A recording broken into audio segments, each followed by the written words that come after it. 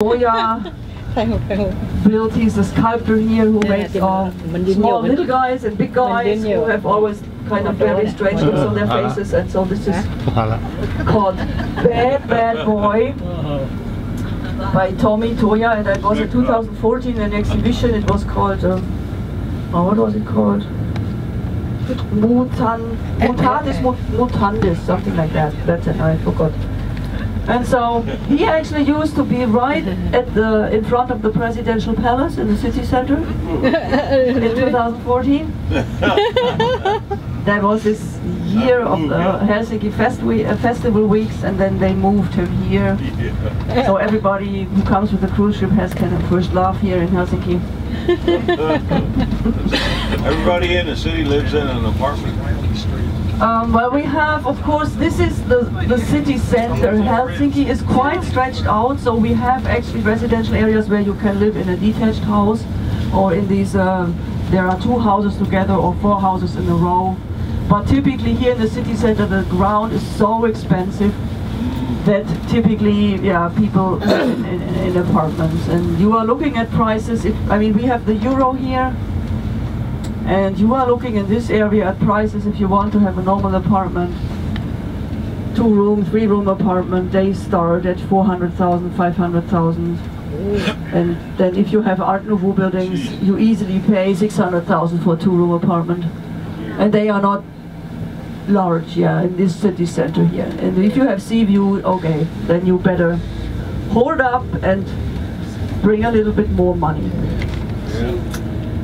So Helsinki has always been under pressure from people wanting to move here and not having enough apartments. Now, to give you an idea of what the big change was, I have brought, oh no, this is the wrong, no, I didn't bring, I have the wrong ones packed here. I normally have some pictures from the National Archive, but this seems to be, I obviously left those at home. Yeah, sorry. There is a, you just have to keep in mind that Finns typically build wooden houses, and so this used to be a wooden town. And then Tsar Alexander came and said, okay, we need to rebuild the city, and so we are going to see the Senate Square, the historic center, at the end. But now we are coming from the outskirts into the inside, and so you are going to see a lot of modern architecture as well.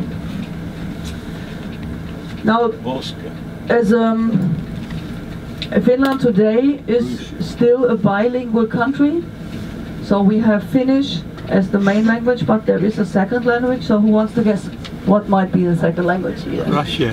Russia? No. No. It is Swedish. Oh. Because Finland was part of Sweden for 600 years. Yeah. And so during the past, during the Swedish time, there were about 80% of the people up here were speaking Finnish, but the official language and all the education, art, literature, politics, that pretty much happened in the Swedish language. And this only changed, interesting enough, during the Russian time.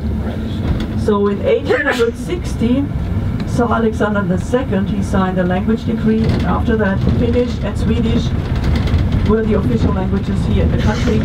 So when you look at the street corners here, you see the street lines, the upper name is always the Finnish name, and by name below is the Swedish name. What you see on the right here, this is our shipyard. We have shipbuilding as one industry here in Finland, and it's mainly, what is this here? Here in Helsinki they mainly build ferries, and then in Turku, the oldest city here and the largest shipyard, they build actually big cruise ships. So has anybody of you been on the Oasis of the Seas or Allure of the Seas by Royal Caribbean? Because these are the largest cruise ships we have right now on the planet, and they were built in Finland. Also AIDA builds here, Mein Schiff, Costa. So it's, right now the big shipyard is owned by a German shipbuilder, Meyer Werft, and they have contracts until 2025, so it's really going strong. And what we also build is icebreakers, so we are going to see those later. Finland has a very long coast, about 800 miles, and we have 21 harbors, and none of the harbors is ice-free. As we receive 80% of our import and export per ship, we need icebreakers who keep the ways open for the big ships here. We will soon enter the older part of the city, and on the left side you are going to see one of our 3 market halls. Now you can imagine we are here between the 60th and the 70th degree of latitude, so we have very long cold winters. Temperatures go down to 0 degree Fahrenheit, -10, -20. They can go down to -40 in the north. 1/3 of the country is located north of the polar circle. Up there we have the Sami people, the aboriginals here from this area. And then we have about 200 reindeers up there, and then you probably know that Santa Claus is living up there as well. You can visit him in Rovaniemi. He has his little village there. So if you go up there, you can shake hands with him pretty much every day throughout the year.